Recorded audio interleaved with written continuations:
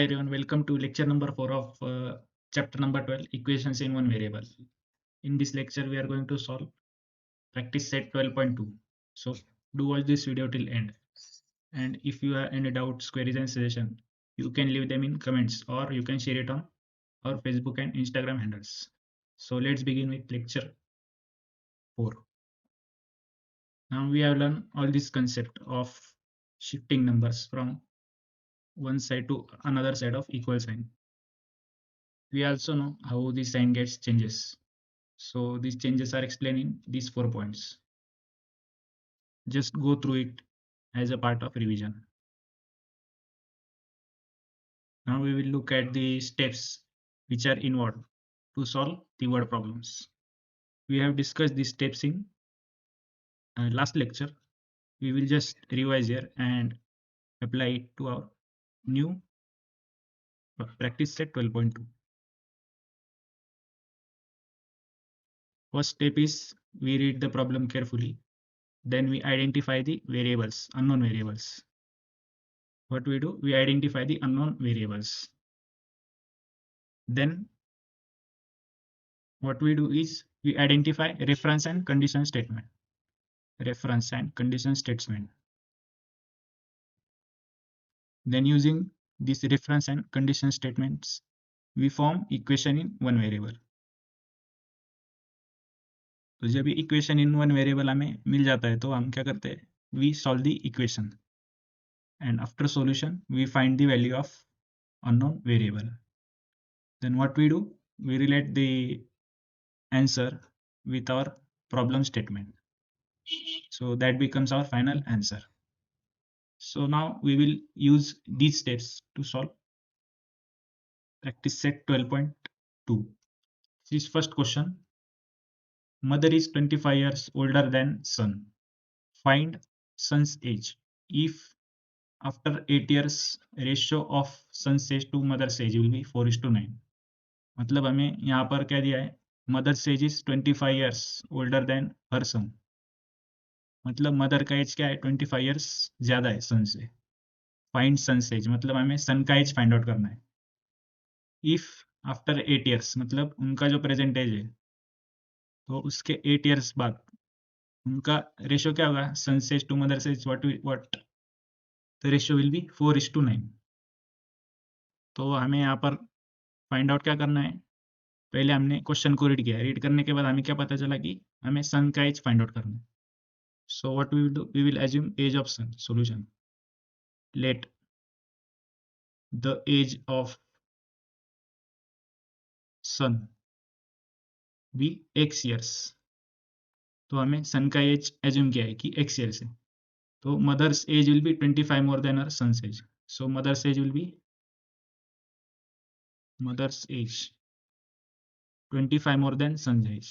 So यहाँ पर सन का एज लिया और उससे 25 years ज्यादा है मदर का एज. सो यहाँ पर क्या दिया है? ये हुआ हमारा रेफरेंस स्टेटमेंट. इस रेफरेंस स्टेटमेंट में हमें इन दो वेरिएबल्स के अंदर रिलेशन मिल गया. तो हमारे पास कंडीशन स्टेटमेंट क्या है? देखिए यहाँ पर आफ्टर 8 years. तो यहाँ पर हमें कंडीशन दी गई है आफ्टर 8 years. तो ये क्या हुआ? ये क्या है? This is present age. इससे हम प्रेजेंटेज एज्यूम करेंगे. प्रेजेंटेज.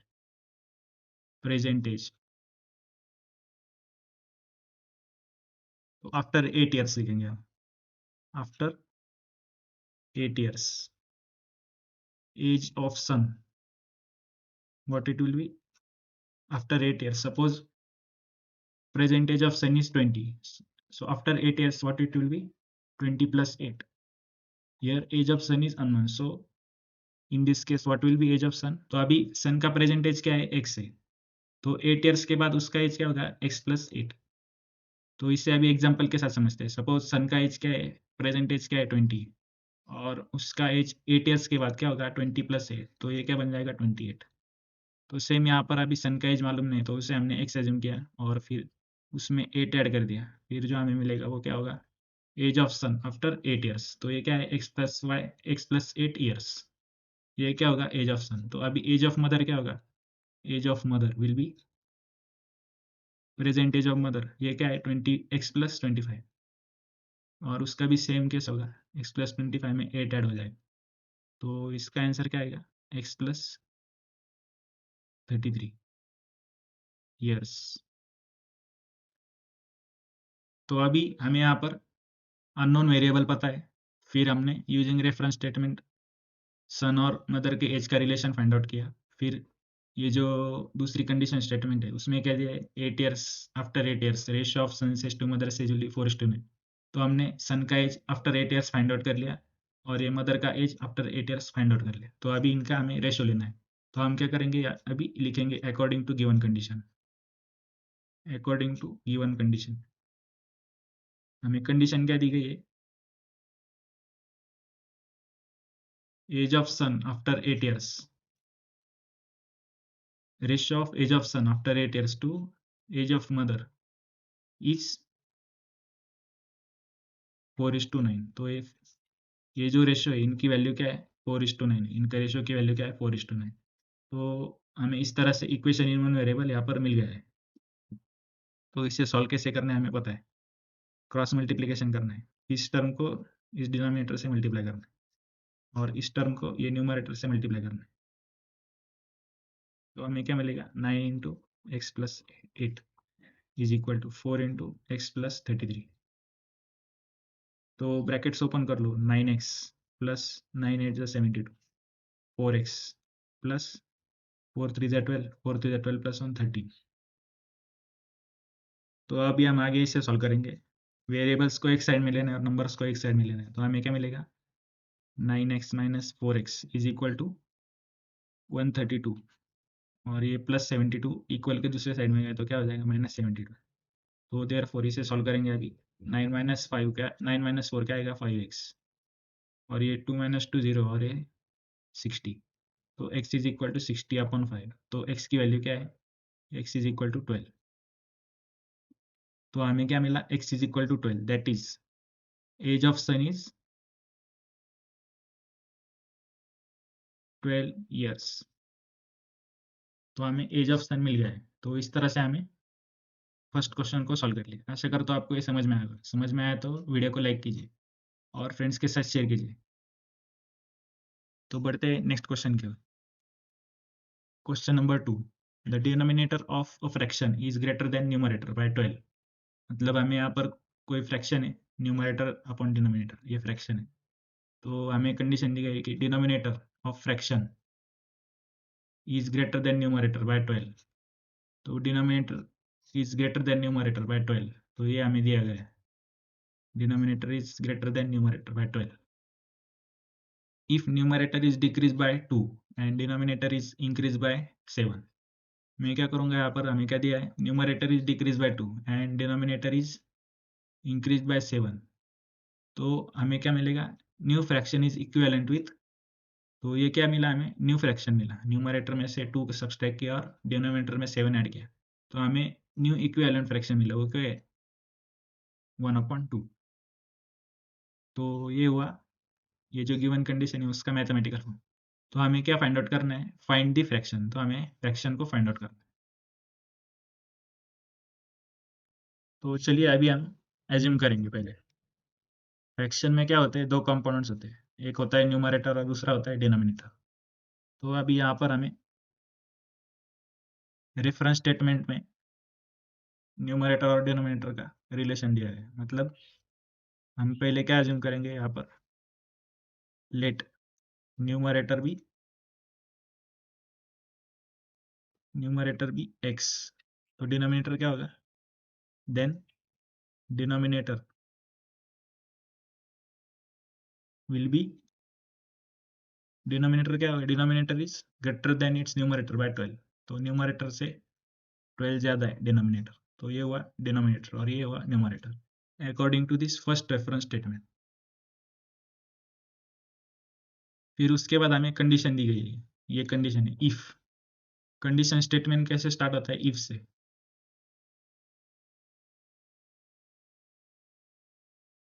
तो अभी ये जो स्टार्टिंग में जो रेफरेंस स्टेटमेंट दिया गया है उसमें हमें न्यूमरेटर एज्यूम किया, फिर डिनोमिनेटर एज्यूम किया। तो हमारा रिक्वायर्ड फ्रैक्शन क्या होगा, रिक्वायर्ड फ्रैक्शन क्या होगा, numerator upon denominator.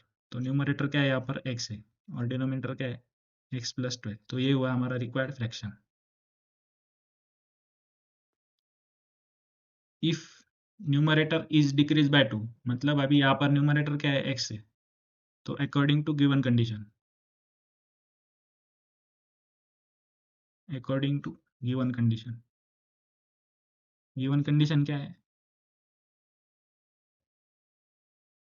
Numerator is decrease by 2।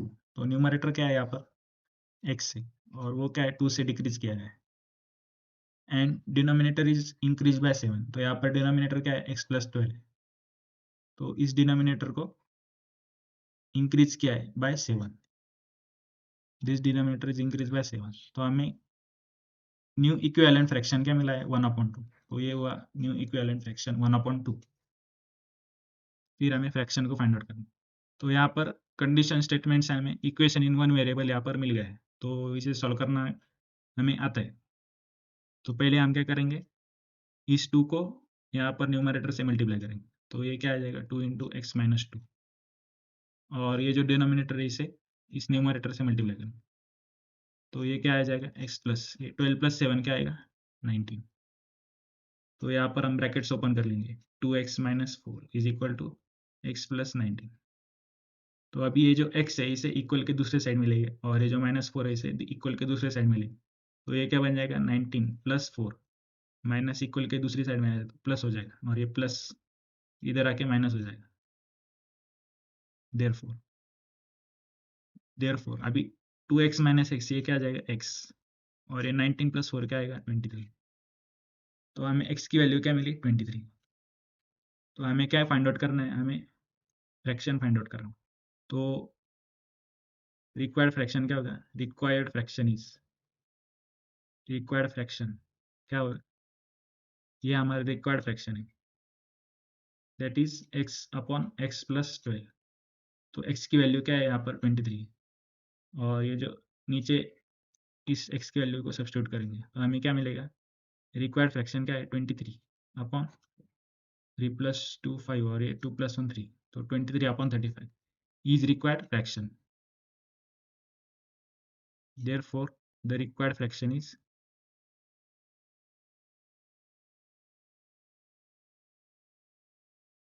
23 upon 35.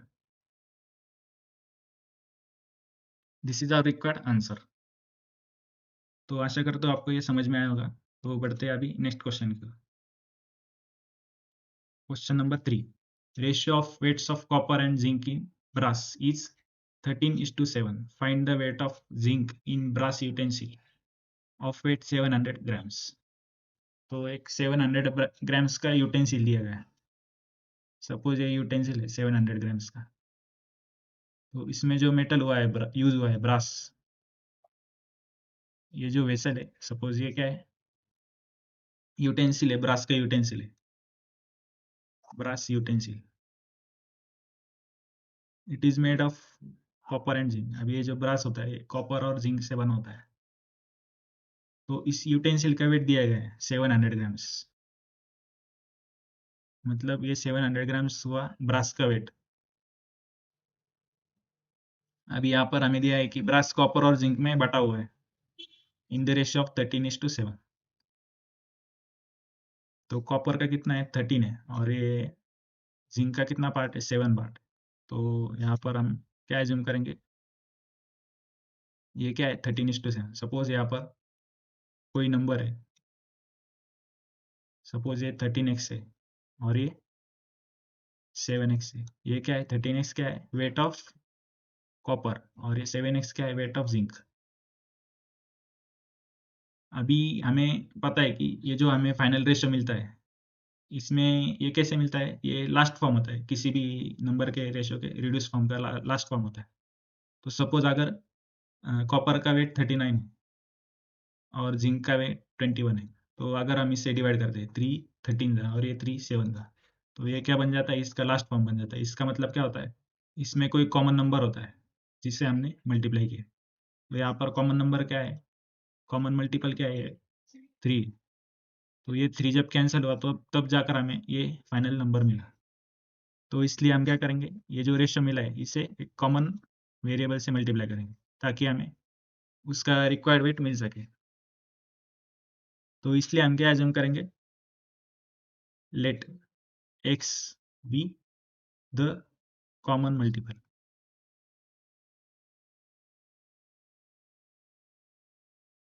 तो जब हम x as a common multiple assume करते हैं तब क्या होगा, हम वेट ऑफ कॉपर निकालेंगे। वेट ऑफ कॉपर कैसे निकालेंगे, जब ये जो कॉपर वाला पार्ट होता है इसमें कॉपर और जिंक, जब इस कॉपर वाले पार्ट को हम इस कॉमन मल्टीपल से मल्टीप्लाई करते हैं तो हमें क्या मिलेगा, wait of copper that is 13x ग्राम। और ये जो वेट ऑफ जिंक है वो कैसे मिलेगा हमें, जिंक, ये जो जिंक वाला पार्ट है 7, उससे हम क्या करेंगे, x से मल्टीप्लाई करेंगे। तो जो हमें मिलेगा रिजल्टेंट 7x वो क्या होगा, वेट ऑफ जिंक। तो अभी ये कॉपर और जिंक मिलकर क्या बन रहा है, हमारा ब्रास। ये जो ब्रास का वेसल है ये बन रहा है, और इस ब्रास के वेसल का वेट क्या है, 700 ग्राम से। तो मैं क्या करूंगा, यहाँ पर ये कंडीशन दी गई है हमें, अकॉर्डिंग टू गिवन कंडीशन,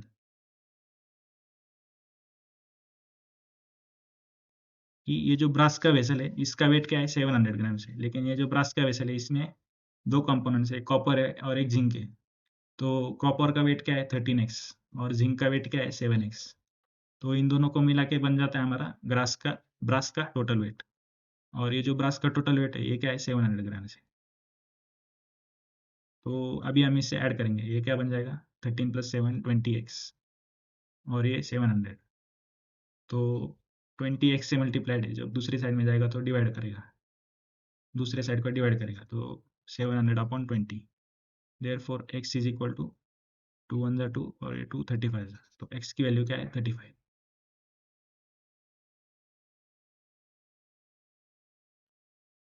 तो हमें फाइंड आउट क्या करना है, जिंक का वेट फाइंड आउट करना है।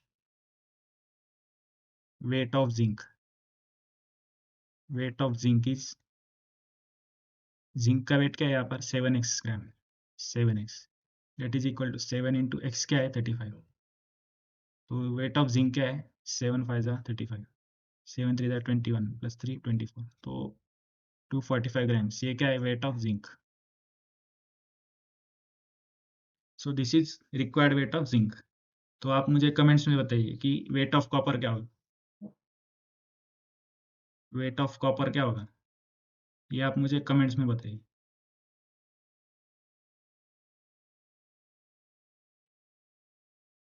और आप इसे कैसे कैलकुलेट करोगे ये भी मुझे कमेंट्स में बताइए।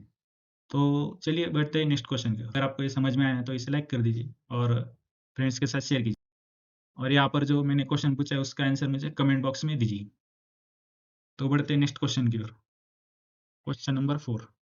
अभी ये क्या है, यहाँ पर स्टार मार्क कर दिया है इसे, मतलब ये थोड़ा सा इंपॉर्टेंट क्वेश्चन है। Find 3 consecutive whole number whose sum is more than 45 but less than 54। तो हमें 3 consecutive numbers ढूंढने हैं जिसका सम क्या होगा, sum will be more than 45 but less than 54।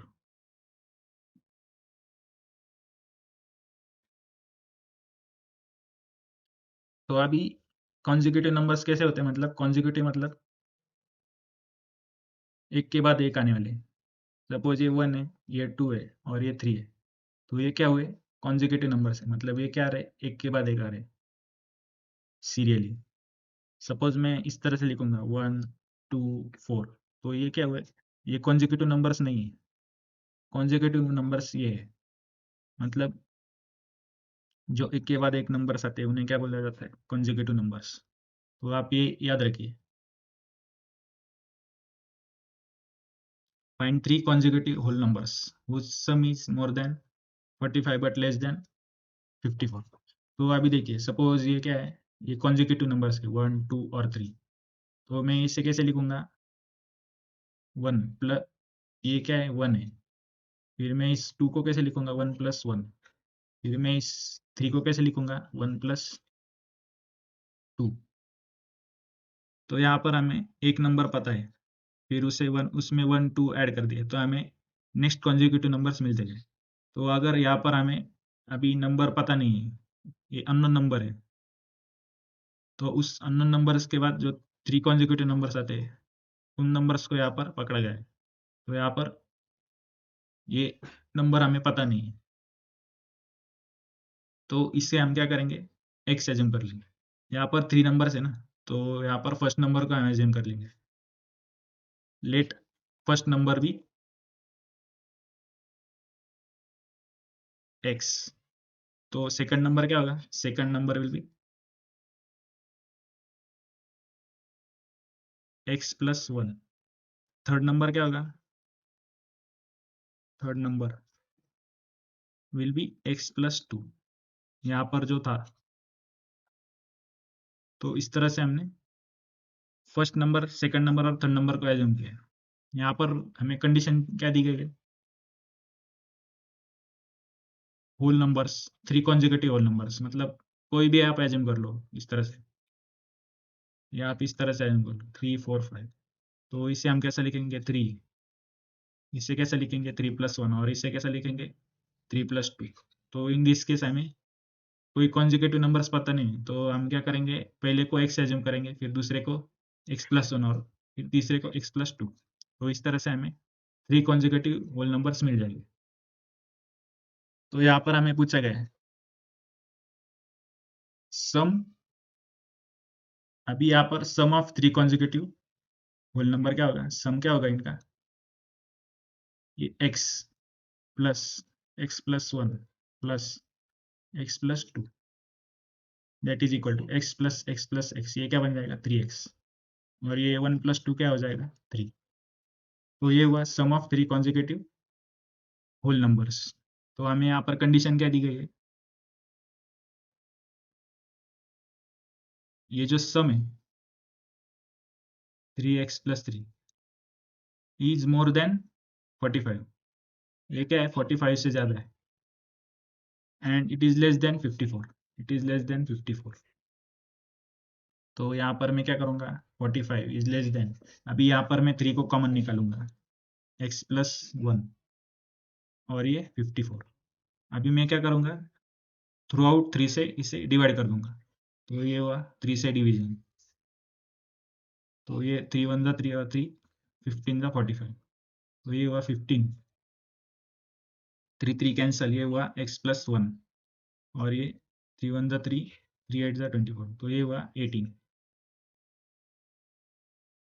तो यहाँ पर देखिए सेकंड नंबर क्या है, x प्लस 1 है, मतलब यहाँ पर सेकंड नंबर कैसा होगा 15 और 18 के बीच में, तो 15 और 18 के बीच कौन से नंबर है, 15 16 17 और 18, 16 और 17, ये दो नंबर्स 15 और 18 के बीच लाई करते हैं।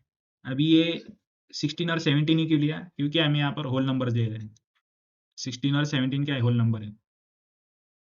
तो हमारा जो मिडल नंबर होगा, सेकंड नंबर, वो क्या होगा, या तो 16 होगा या फिर 17 होगा। तो हम पहले क्या एज्यूम करेंगे, सपोज हमारा मिडल नंबर क्या है 16 है, तो 16 के पहले क्या आएगा 15, और ये 16 के बाद क्या आएगा 17, या फिर हम मिडल नंबर को हम 17 एज्यूम करेंगे, तो 17 के पहले नंबर कौन सा आएगा 16, और ये बाद में वाला बाद वाला नंबर कौन सा आएगा 18, 17 के बाद आएगा आएगा 18।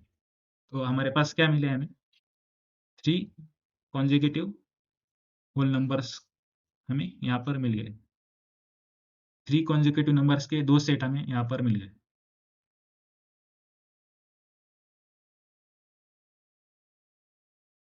Therefore required numbers are,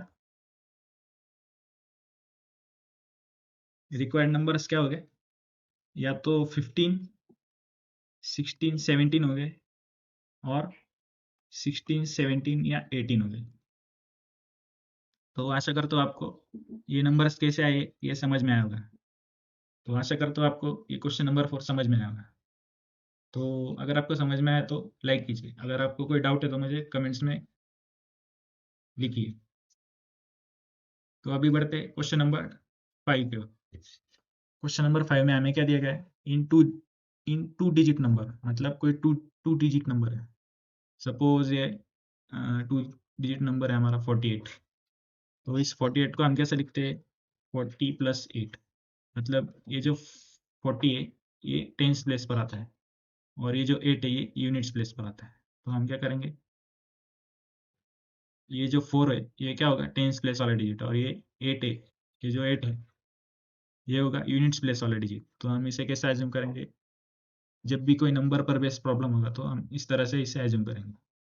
यहाँ पर हमें यूनिट्स प्लेस और टेंस प्लेस इसकी जो वैल्यू है वो हमें पता नहीं, मतलब हम क्या नंबर है वो पता नहीं। तो उसके लिए हम क्या एज्यूम करेंगे, एक यूनिट्स प्लेस वाला डिजिट और एक टेंस प्लेस वाला डिजिट। तो हमें नंबर फाइंड आउट करना है ना, तो पहले मैं क्या करूँगा, यूनिट्स प्लेस का डिजिट को एज्यूम करूँगा। Let digit at units place be X. तो डिजिट एट टेंस प्लेस क्या होगा, डिजिट एट टेंस प्लेस, हमें यहाँ पर रिलेशन दिया गया है reference statement, in a two digit number digit at tens place is twice that of units place. मतलब टेंस प्लेस, ये जो टेंस प्लेस है, टेंस प्लेस पर जो डिजिट है वो क्या है, ट्वाइस है किसके, यूनिट्स प्लेस पे, इस यूनिट्स प्लेस वाले डिजिट के ट्वाइस है। तो ये जो टेंस प्लेस वाला डिजिट है ये क्या है, टू टाइम्स है किसके, यूनिट्स प्लेस के डिजिट के टू टाइम्स है। तो ये होगा 2 इंटू एक्स। तो टेंस प्लेस का डिजिट क्या आएगा, 2x। तो अभी हमें टेंस प्लेस का डिजिट मिल गया है और यूनिट्स प्लेस का डिजिट मिल गया, तो हम क्या करेंगे, रिक्वायर्ड नंबर को फाइंड आउट करेंगे। रिक्वायर्ड नंबर क्या होगा, रिक्वायर्ड नंबर इज, अभी नंबर कैसे फाइंड आउट करते हैं, ये जो टेंस प्लेस वाला डिजिट होता है उसे हम 10 से मल्टीप्लाई करते हैं, और ये जो यूनिट्स प्लेस वाला डिजिट होता है उसे हम 1 से मल्टीप्लाई करते हैं। तो यहाँ पर टेंस प्लेस के पर यहाँ पर जो डिजिट है टेंस प्लेस है वो क्या है, 2x है। तो इस 2x को हम 10 से मल्टीप्लाई करेंगे, मल्टीप्लाइड बाय 10, और यूनिट्स प्लेस पर क्या है, x है, तो x को 1 से मल्टीप्लाई करेंगे। तो अभी आगे क्या मिलेगा हमें, 2x इंटू 10 क्या मिलेगा, 20x प्लस ये x, तो ये बन जाएगा 21x। तो 21x क्या है, हमारा रिक्वायर्ड नंबर है। If number obtain by interchanging the digits, तो डिजिट्स को हम इंटरचेंज करेंगे, तो इंटरचेंज करने के बाद क्या मिलेगा हमें, नंबर आफ्टर इंटरचेंज, इंटरचेंज करने के बाद क्या होगा, यूनिट्स प्लेस का डिजिट टेंस प्लेस पर आ जाएगा, और टेंस प्लेस का डिजिट है ये यूनिट्स प्लेस पर चला जाएगा। तो इसका मतलब क्या होगा, टेंस प्लेस वाला डिजिट x से मल्टीप्लाई होगा, और यूनिट्स प्लेस वाला डिजिट 2x से मल्टीप्लाई होगा। तो फिर इनका एडिशन क्या आएगा, 10 इंटू एक्स क्या आएगा, 10x, और ये 1 इंटू टू एक्स क्या आएगा, 2x। तो इनका जो एडिशन है वो क्या आएगा, 12x। तो 12x क्या है, नंबर ऑब्टेन आफ्टर इंटरचेंज। तो यहाँ पर हमें कंडीशन स्टेटमेंट दी गई है, यहाँ पर if the number obtain by interchanging the digits, ये क्या है, number obtain by interchanging the digits क्या है, 12x is added to original number, मतलब ये क्या है, number obtain after interchanging the digits is added, किसको ऐड कर दिया, is added to original number, मतलब इसे ओरिजिनल नंबर से ऐड कर दिया 21x। तो हमें क्या मिलेगा, द सम विल बी 21, सम क्या होगा इन दोनों का, सम 66, सम विल बी 66। तो यहाँ पर अकॉर्डिंग टू गिवन कंडीशन हमें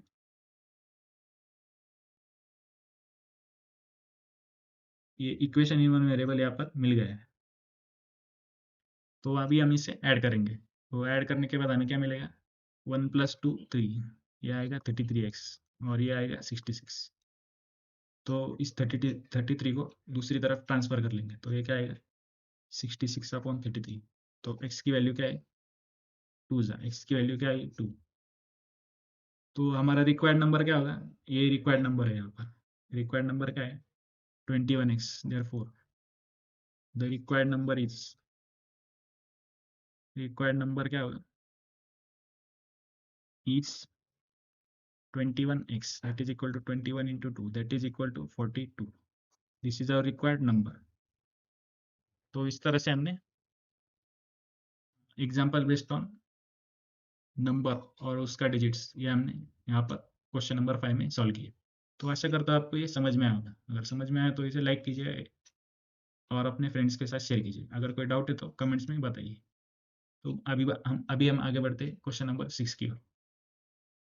सम tickets of 200 and sum of 100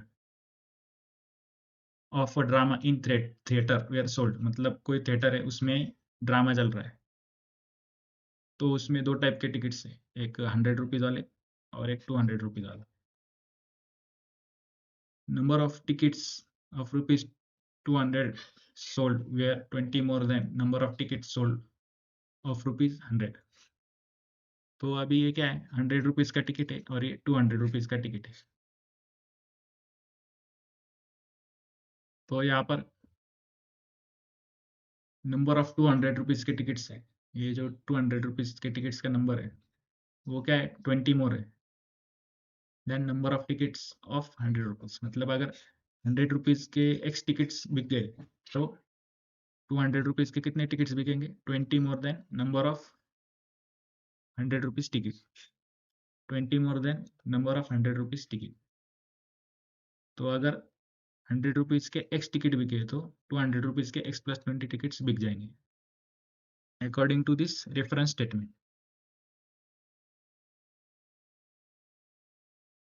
The total amount received by theater by sale of tickets was 37,000। मतलब 100 रुपीज के टिकट्स और 200 रुपीज के टिकट्स जितना भी ये सेल हो गए, इन दोनों का सम क्या है, 37। मतलब 100 रुपीज के टिकट्स बेचकर जो पैसे मिले और 200 रुपीज के टिकट्स बेचकर हमें जो पैसे मिले, तो इन दोनों के पैसों का कलेक्शन कितना है, 37,000 rupees. Find the number of 100 rupees ticket sold. तो हमें फाइंड आउट क्या करना है, find the number of 100 rupees ticket sold. तो हमें 100 रुपीज के कितने टिकट्स बिके ये हमें फाइंड आउट करना है। तो यहाँ पर हमें ये जो पहला कंडीशन था, ये जो पहला स्टेटमेंट था, ये क्या था, रेफरेंस स्टेटमेंट है, क्योंकि हमें 100 रुपीज के टिकट और 200 रुपीज के कितने टिकट है इसमें रिलेशन इस स्टेटमेंट में बताया। तो ये हुआ हमारा रेफरेंस स्टेटमेंट। और ये जो कंडीशन स्टेटमेंट है कि टोटल अमाउंट रिसीव क्या है, ₹37, ये क्या हुआ, कंडीशन स्टेटमेंट। तो ये हुआ अननोन वेरिएबल, ये हुआ रेफरेंस स्टेटमेंट और ये हुआ कंडीशन स्टेटमेंट। तो अभी हम इन तीनों का यूज करके इस क्वेश्चन को सॉल्व करेंगे। तो आइए देखते हैं। अननोन वेरिएबल्स को हम एज्यूम कर लेंगे। यहाँ पर अननोन वेरिएबल क्या है, नंबर ऑफ 100 रुपीज टिकट्स हो। तो let number of 100 rupees tickets sold कितना होगा, बी एक्स यूनिट्स। तो x units ticket of 100 rupees बिके। Then number of rupees 200 tickets sold will be कितना होगा, एक्स प्लस 20। ये हमें दिया गया यूनिट्स। तो according to given condition,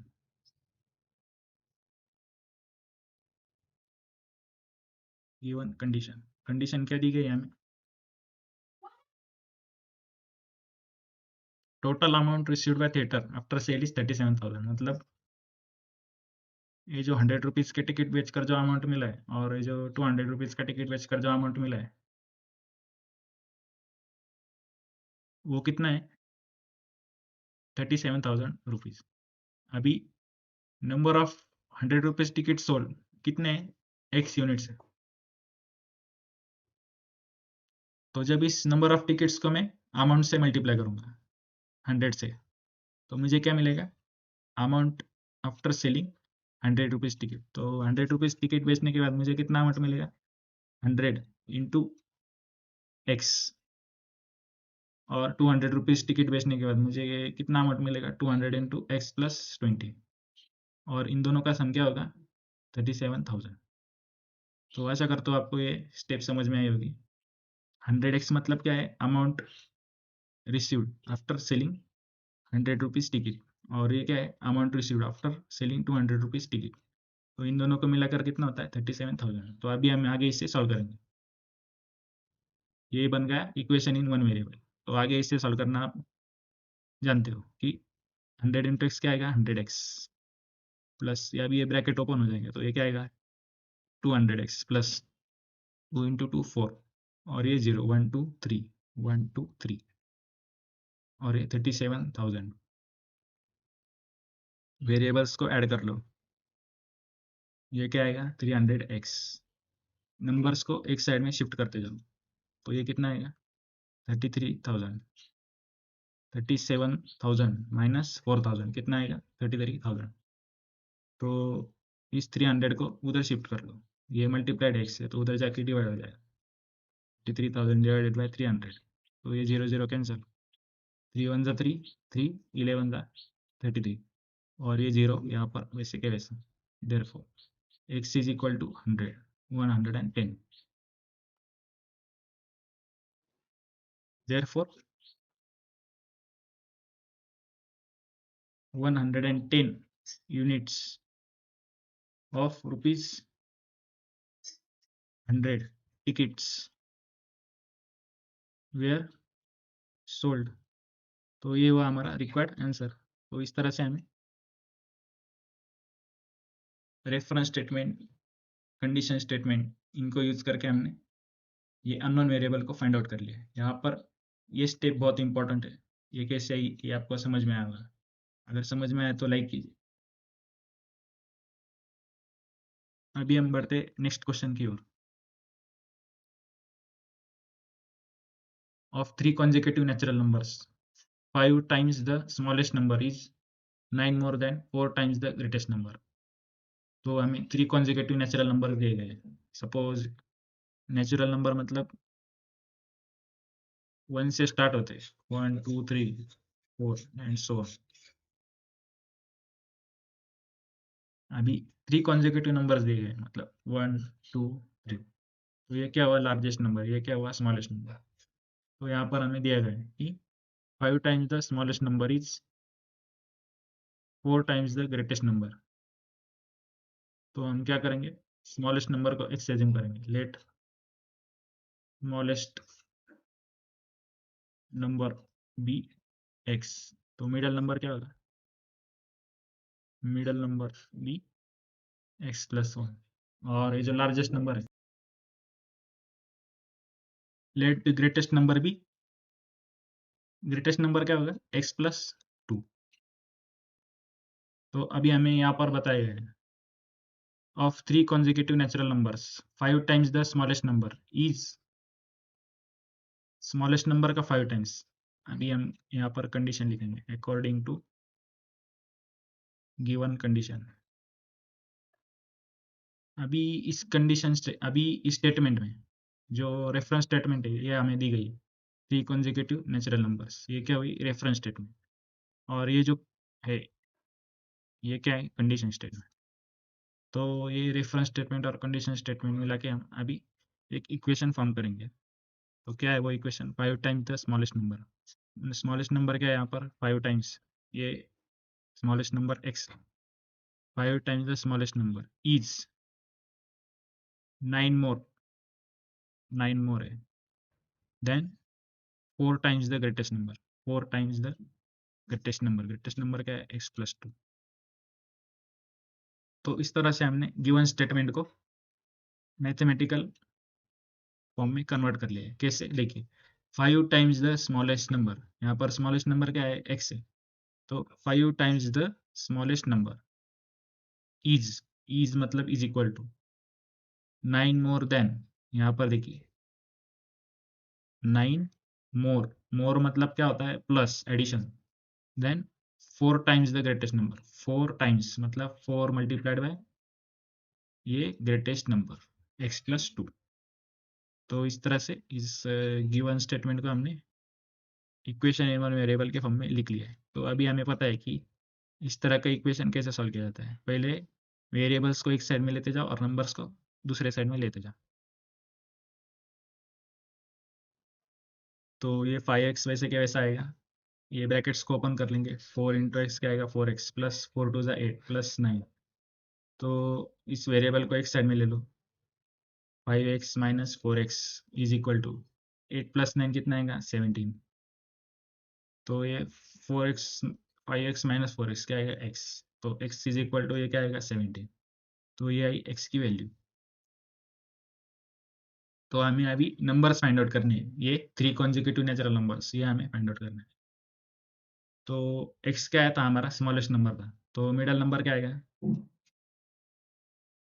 middle number क्या आएगा x plus 1 that is equal to 17 plus 1 that is equal to 18।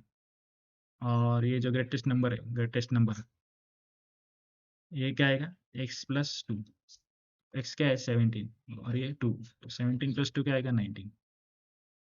तो इस तरह से हमें तीनों कॉन्जिक्यूटिव नेचुरल नंबर्स मिल गए। Therefore the required consecutive natural numbers are क्या है 17, 18 और and 19। So these are required consecutive natural numbers। तो आशा करता हूँ आपको ये क्वेश्चन नंबर 7 का सॉल्यूशन समझ में आया होगा। तो बढ़ते next question. Question number 8, Raju sold bicycle to Amit at profit of 8%। तो ये है राजू और ये है अमित। तो राजू ने अमित को बाइसिकल सेल कर दिया एट प्रॉफिट ऑफ 8%। तो मतलब आपको ये पता होगा concept, selling price is equal to cost price plus profit, या फिर profit is equal to selling price minus cost price. Percentage profit क्या होता है, प्रॉफिट अपॉन परसेंटेज प्रॉफिट क्या होता है, profit upon cost price into 100। तो ये हुआ हमारा परसेंटेज प्रॉफिट। तो अभी यहाँ पर देखिए प्रॉफिट क्या है, यहाँ पर profit selling price minus cost price upon cost price into 100, और ये परसेंटेज प्रॉफिट। तो ये कंसेप्ट आप ध्यान में रखिए, ये आपने सीखे, लेकिन यहाँ पर एक शॉर्ट में आपको रिवाइज कराया है। तो Raju sold bicycle to Amit at 8% profit. मतलब अगर राजू के बाइसिकल की कॉस्ट क्या है x है, तो जब ये इसे बेचेगा अमित को, इसकी कॉस्ट क्या हो जाएगी 100 प्लस ये प्रॉफिट अपॉन 100 इंटू एक्स। तो ये बेचेगा एट 8% प्रॉफिट, मतलब इसकी जो कॉस्ट आएगी ये क्या होगी 100 प्लस 8 अपॉन 100 इंटू एक्स। तो इसका क्या है मतलब 108 अपॉन 100 इंटू एक्स। तो इस प्राइस पर ये इसको बेचेगा। Amit repaired it by spending ₹54 and then sold it to Nikhil. तो अमित क्या करता है, निखिल को बेचता है रिपेयर करने के बाद। ये निखिल है, अमित ने इसको बाइसिकल बेच दी रिपेयर करने के बाद, रिपेयरिंग कर दी। तो रिपेयरिंग कॉस्ट क्या है 54 है। तो अमित के पास जो अमित ने जो इस पे खर्चा किया 108 अपॉन 100x, ये उसने इस कीमत पर उसे खरीदा, प्लस उसमें ऐड क्या हुआ 54 रुपीज उसने ऐड हो गए, 54 रुपीज खर्चा किए उस पर, उस बाइसिकल पर। और फिर ये बाइसिकल को इसने निखिल को बेच दिया,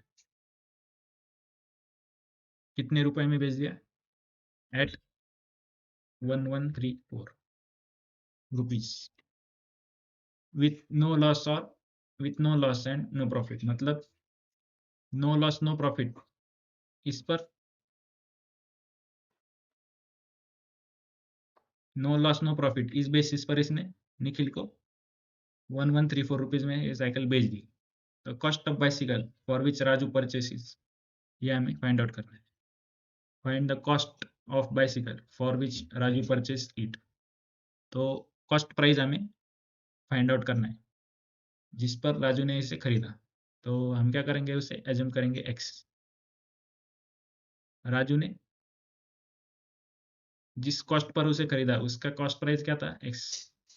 ये हुआ इसका कॉस्ट प्राइस। जब इसने सेल किया तो ये क्या हुआ, सेलिंग प्राइस ऑफ राजू।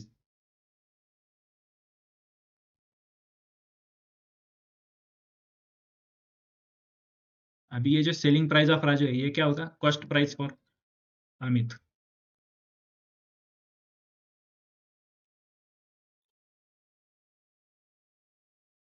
अभी अमित क्या करेगा, इसमें 54 रुपीज का खर्चा करेगा और ये बेच देगा उसे 1134 रुपीज पर, मतलब ये होगा इसका सेलिंग प्राइस, अमित का सेलिंग प्राइस। अमित का सेलिंग प्राइस है मतलब ये निखिल का cost price is equal to cost price of Nikhil for.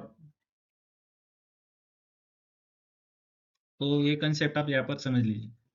Raju का कॉस्ट प्राइस एक्स है, तो उसका जो सेलिंग प्राइस होगा वो क्या होगा, अमित का कॉस्ट प्राइस होगा।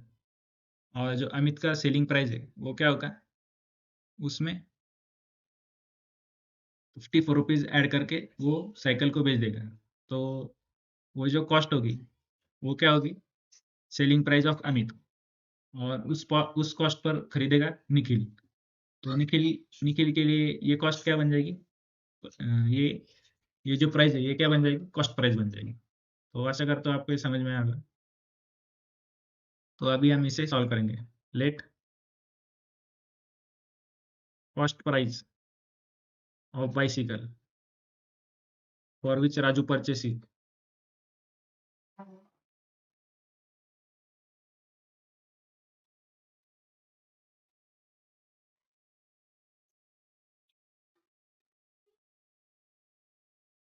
कॉस्ट प्राइस ऑफ बाइसिकल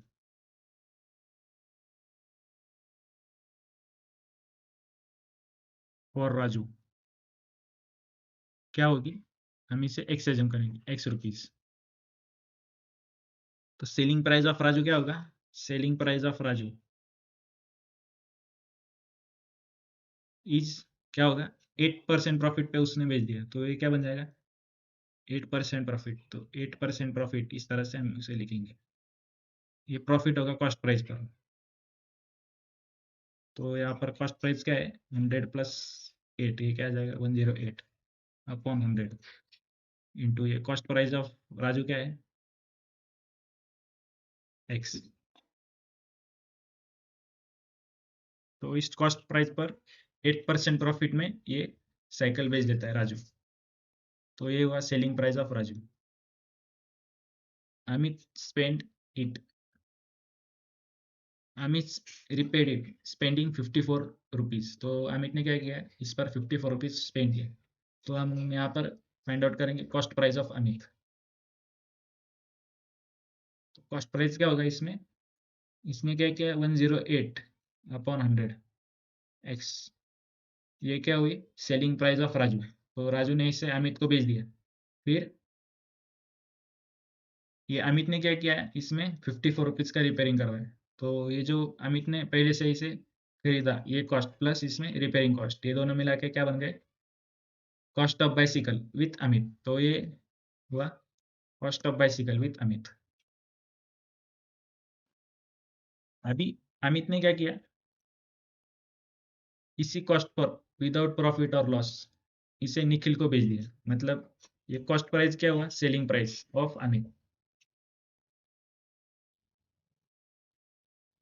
यहाँ पर ये इंपॉर्टेंट है, no profit no loss, no profit no loss.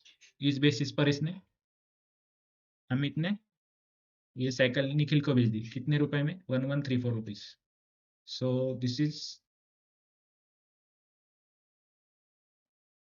Selling price of Amit. तो सेलिंग प्राइस ऑफ अमित क्या है, 1134 rupees.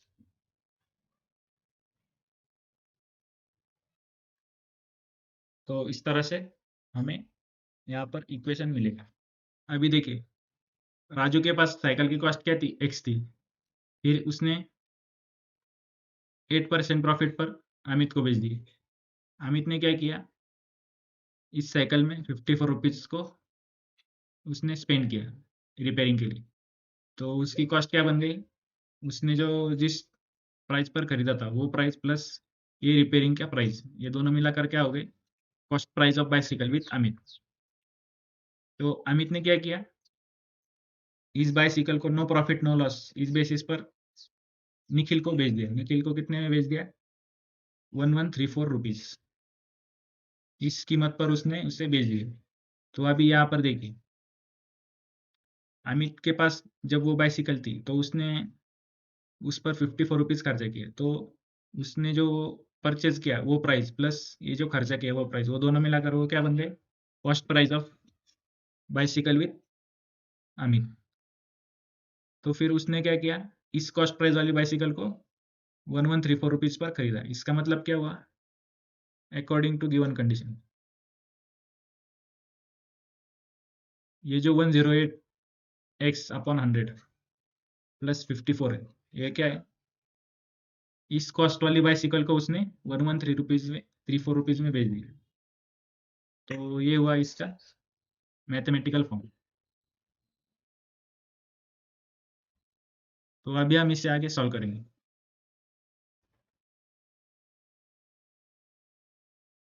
108/100 into x is equal to 1134 minus 54। तो इससे अभी सॉल्व करने के बाद हमें एक्स की वैल्यू मिलेगी। तो ये क्या मिलेगा हमें? 0। ये और ये 108 इससे डिवाइड करेगा इंटू 100। तो ये 108 108 और ये 108 10 080। तो ये 10 मल्टीप्लाइड बाई 100, ये क्या बन जाएगा? X is equal to 1000। तो यहाँ पर हमें एक्स की वैल्यू मिलने के बाद हम क्या करेंगे? इस वैल्यू को और ये अपना ये जो प्रॉब्लम है वर्ड प्रॉब्लम उससे रिलेट कर देंगे। तो हमने एक्स क्या एज्यूम किया था? X is first price of bicycle for Raju. तो हम यहाँ पर ऐसा लास्ट में स्टेटमेंट लिखेंगे, therefore the cost price of bicycle for Raju is rupees 1000। तो 1000 क्या है? Cost price of bicycle for Raju. Cricket player scored 180 run in first match. तो एक क्रिकेट प्लेयर है, उसने फर्स्ट मैच में कितने रन स्कोर किए? क्रिकेट प्लेयर है, इसने फर्स्ट मैच में कितने रन स्कोर किए? 257 रन। सॉरी, इसने फर्स्ट मैच में 180 रन स्कोर किए और सेकंड मैच में इसने 257 रन स्कोर किए। तो यहाँ पर देखिए, cricket player score 180 run in first match और सेकंड मैच में कितना रन स्कोर किया इसने? 257 run. Find number of runs he should score in third match. तो हमें थर्ड मैच में ये number of run score find out करने हैं, तो उसे हम यहाँ पर एक्स एज्यूम करेंगे। So that average of run scored in 3 matches will be 230। तो हमें एक्स इस तरह से एज्यूम करना है कि ये जो तीनों रन्स का जो एवरेज आएगा वो कितना होगा? 230 रन्स। तो अभी इसे मैं मैथमेटिकल फॉर्म में लिखूंगा। तो हमें एवरेज रन स्कोर्ड इन 3 मैचेस वो फाइंड आउट करना है। तो कैसे फाइंड आउट करेंगे हम क्या करेंगे? ये नंबर ये रन स्कोर है, इसको हम यहाँ पर ऐड कर लेंगे 180 प्लस 257 प्लस एक्स। फिर इसे हम 3 से डिवाइड करेंगे। तो हमें पता है सम ऑफ स्कोर को हम जब नंबर ऑफ स्कोर से डिवाइड कर लेते हैं तो हमें क्या मिलता है? एवरेज। तो इसका एवरेज कितना आना चाहिए था? 230। तो ये आया 230। तो बस इस इक्वेशन को सॉल्व करना है और हमें एक्स की वैल्यू मिल जाएगी। Solution, let the number of runs scored in third match be x. Let the runs scored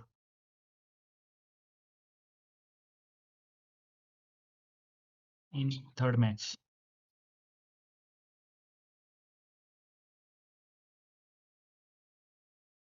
be x.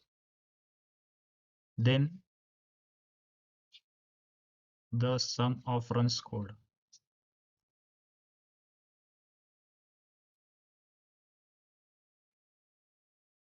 in 3 matches will be 180 runs plus 257 runs plus X runs. Now, according to given condition, according to given condition,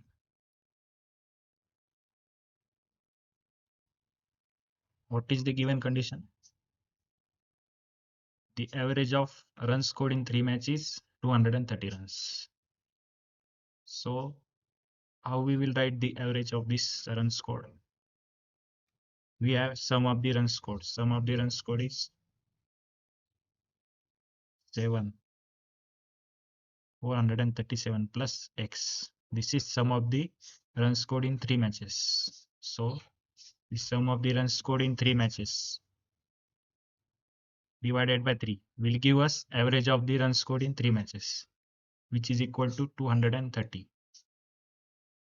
So now we will solve this question.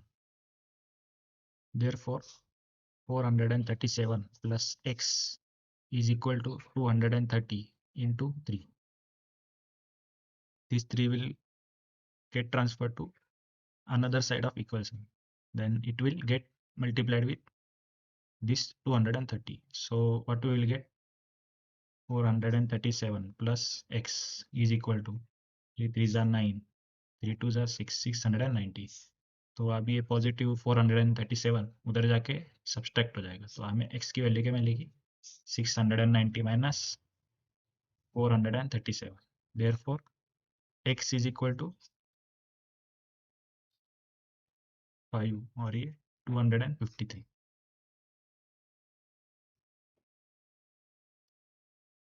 So हमें x की value क्या मिली? 253. Therefore, अभी हमें ये जो solution मिला है, अभी हमें जो ये सॉल्यूशन मिला है उसे हम रिलेट करेंगे, हमारा जो गिवन प्रॉब्लम है उससे हम रिलेट करेंगे. तो अभी x की वैल्यू हमें 253 मिली है, लेकिन यहाँ पर हमने x को क्या अज्यूम किया है? Run scored in third match. तो हम यहाँ पर क्या लिखेंगे? The run scored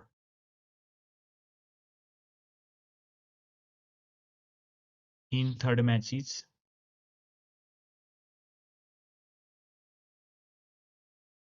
253 runs. यहाँ हम इसे ऐसा लिख सकते हैं कि 253 runs are scored in third match. तो इस तरह से इन दो वेज में आप जो एंडिंग स्टेटमेंट है, लास्ट स्टेटमेंट है, वो आप इस तरह से लिख सकते हैं. तो ये था solution of question number 9. Now we will move to question number 10. Sudhir's present age is 5 more than 3 times the age of Viru. Anil's age is half of the age of Sudhir. If the ratio of sum of Sudhir's age to Viru's age, Sudhir's and Viru's age to 3 times Anil's age is 5:6, then find the Viru's age. तो यहाँ पर हमें 3 characters दिए गए, सुधीर, वीरू और अनिल. तो Sudhir present age क्या है? Sudhir present age is 5 more than 3 times the Veeru's age. मतलब सुधीर का एज क्या है? 5 more than 3 times Veeru's age. Anil's age is half the age of Sudhir age. तो अनिल का एज क्या है? Half of the age of Sudhir age. Sudhir का एज क्या है? 3v + 5, ये उसके हाफ है. वीरू का एज क्या है? यहाँ पर वी एज्यूम किया. तो ये क्या हुआ? ये हुआ रेफरेंस स्टेटमेंट. इससे हमें ये जो 3 वेरिएबल्स है इस क्वेश्चन में, उनके अंदर का जो रिलेशन है वो हमें पता चला है. इसलिए ये क्या होगा? Reference statement. अभी ये जो स्टेटमेंट होगा यहाँ से आता है, क्या होगा? Condition statement. तो इस स्टेटमेंट को यूज करके हम इक्वेशन इन वन वेरिएबल को फॉर्म करेंगे. यहाँ पर हमें फाइंड आउट क्या करना है? Find the Veeru's age. तो हम यहाँ पर क्या एज्यूम करेंगे? वीरूज एज को हम x मान लेंगे. तो आइए अभी इसे सॉल्व करते हैं।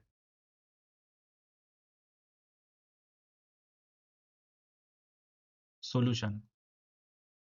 सबसे पहले स्टेप क्या है, हमने क्वेश्चन को रीड किया है, फिर उसे अंडरस्टैंड किया है, और फिर इस क्वेश्चन में अननोन वेरिएबल क्या है उसे आइडेंटिफाई किया है। यहाँ पर अननोन वेरिएबल क्या है, वीरूज एज है, तो हम वीरूज एज को हम एक्स मान लेंगे। Let the age of Veeru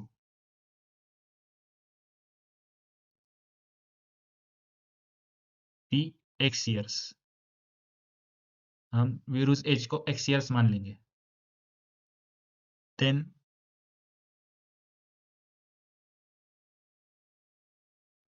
present age of Sudhir will be present age of Sudhir, present age of Sudhir क्या होगा, 5 more than 3 times the age of Viru, तो 5 more than 3 times the age of Viru, तो ये हुआ present age of Sudhir years। Anil से क्या है, and present age of Anil, present age of Anil क्या है, half the age of Sudhir, half the age of Sudhir, Sudhir का age क्या है यहाँ पर 3x + 5, उसके हाफ है अपॉन 2, तो ये हुआ एज ऑफ अनिल। तो ये हुआ, यहाँ से यहाँ तक क्या हुआ, रेफरेंस स्टेटमेंट। यहाँ से हमें वीरू, सुधीर और अनिल के एज के बीच में क्या रिलेशन है वो हमें यहाँ पर पता चला है। तो अभी हम इसे यूज करेंगे to form equation in one variable. तो अकॉर्डिंग टू गिवन कंडीशन, यहाँ पर गिवन कंडीशन क्या है, रेशियो ऑफ, मतलब रेशियो दिया गया है, ratio of sum of Sudhir and Veeru's age, मतलब सुधीर का और वीरू का एज, उनका सम जो आएगा वो होगा न्यूमरेटर में। सुधीर से एज क्या है 3x + 5, वीरूज एज क्या है x से, तो ये हुआ सुधीर का एज और ये हुआ वीरू का age. 2 3 times the age of Anil, तो अनिल का एज क्या है यहाँ पर 3 टाइम्स है the age of Anil, age of Anil क्या है 3x + 5 डिवाइडेड बाय 2, तो ये हुआ ratio of sum of Sudhir age and Veeru's age to 3 times the age of Anil. वो क्या दिया है हमें, यहाँ पर क्या दिया है उसे 5:7, मतलब 5/6। तो इस तरह से हमने कंडीशन स्टेटमेंट यूज करके यहाँ पर क्या किया है, इक्वेशन इन वन वेरिएबल को फॉर्म किया है। तो अभी हमें इक्वेशन इन वन वेरिएबल कैसे सॉल्व करते हैं ये हमें पता है, तो आइए इसे अभी सॉल्व करते हैं। देयरफॉर यहाँ पर देखिए, अगर हम ये ब्रैकेट्स हटा देते हैं तो ये 3x और ये x ऐड हो जाएगा, वो क्या बन जाएगा 4x + 5 अपॉन, यहाँ पर देखिए ये 3 है, 3 को 2 से डिवाइड किया गया है, तो अभी ये 3/2 क्या कर रहा है, इस टर्म को डिवाइड कर रहा है, तो ये जब इक्वल के दूसरे साइड में जाएगा तो ये दूसरे साइड में जो टर्म्स है उसे मल्टीप्लाई करेगा, तो ये 5/6 को 3/2 से मल्टीप्लाई किया जाएगा, और यहाँ पर 3/3x + 5 बच जाएगा। तो अभी इसे सॉल्व करते हैं, 3 1 ज़ा 3, 3 2 ज़ा 6, और ये क्या बन जाएगा फिर यहाँ पर, देयरफॉर 4x + 5 अपॉन 3x + 5, ये क्या बन जाएगा 5/4, 5 ये 2 2 ज़ा क्या बन जाएगा 4। अभी यहाँ पर हम करेंगे cross multiplication, therefore 4 × 4x + 5 is equal to 5 × 3x + 5, therefore 4 4 ज़ा क्या आएगा 16x प्लस 4 5 ज़ा क्या आएगा 20 इज इक्वल टू 5 3 ज़ा क्या आएगा 15 x प्लस 5 5 ज़ा क्या आएगा 25।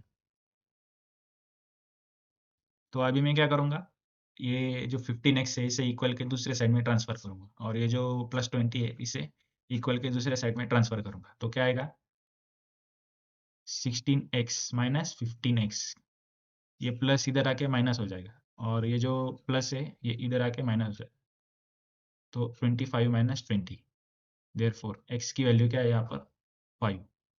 तो इस तरह से हमें x की वैल्यू मिल गई है, लेकिन यहाँ पर हमने x को क्या एज्यूम किया है एज ऑफ वीरू है उसे हमने एक्स एज्यूम किया है, therefore the age of Veeru is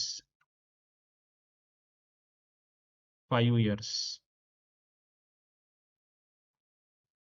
तो इस तरह से हमने गिवन इक्वेशन को मैथमेटिकल फॉर्म में कन्वर्ट कर लिए इस इक्वेशन की तरह। ये रहा उसका मैथमेटिकल फॉर्म। फिर उससे सॉल्व करके हमें यहाँ पर अननोन वेरिएबल की वैल्यू यहाँ पर फाइंड आउट कर ली।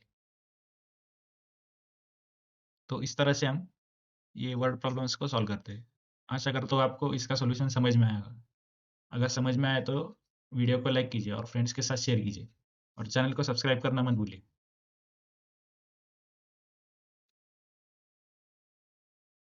तो चलिए मिलते हैं नेक्स्ट लेक्चर सीरीज में। तब तक के लिए जय हिंद और वंदे मातरम।